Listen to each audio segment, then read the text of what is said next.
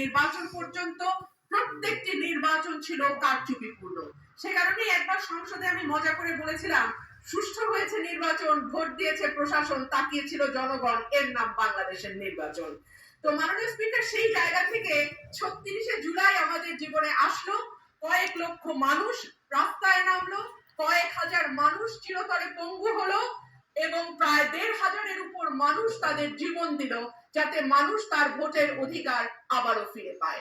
এবং আল্লাহর কাছে অশেষ শুকরিয়া মাননীয় স্পিকার, একটি অবাধ, সুষ্ঠু, নিরপেক্ষ নির্বাচনের মধ্যে দিয়ে ত্রয়োদশ জাতীয় সংসদ গঠিত হয়েছে এবং আমি এই সংসদে একজন স্বতন্ত্র প্রার্থী হিসেবে নির্বাচিত হয়েছি।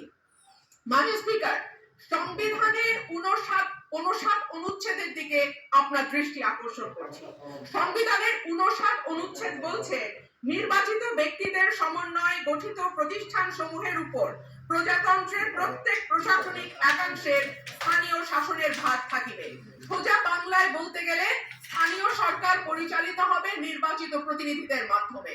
কিন্তু আমরা বিস্ময়ের সঙ্গে এবং দুঃখ নিয়ে লক্ষ্য করলাম, একটি নির্বাচিত সরকার ক্ষমতায় আসবার পরপরই স্থানীয় প্রশাসনগুলোতে প্রশাসক নিয়োগ করেছে। মাননীয় স্পিকার, যখন শেখ হাসিনা পালিয়ে গেল তখনকার পরিবর্তিত পরিস্থিতিতে অন্তর্বর্তীকালীন সরকার প্রশাসক নিয়োগ দিতে বাধ্য হয়েছিল, কারণ আমরা দেখেছি ইউনিয়ন পর্যায়ে, উপজেলা পর্যায়ে চেয়ারম্যান বা মেম্বার যারা ছিল তারাও পালিয়ে গেছে। কিন্তু এই অবস্থা তো মাননীয় স্পিকার এখন আর নেই। এখন তো একটা সুষ্ঠু নির্বাচন দেয়া যায়। সেই জায়গায় আমরা দেখলাম দলীয় নেতা কর্মীদের পুনর্বাসন প্রক্রিয়া শুরু হয়েছে। এই বিষয়ে আমি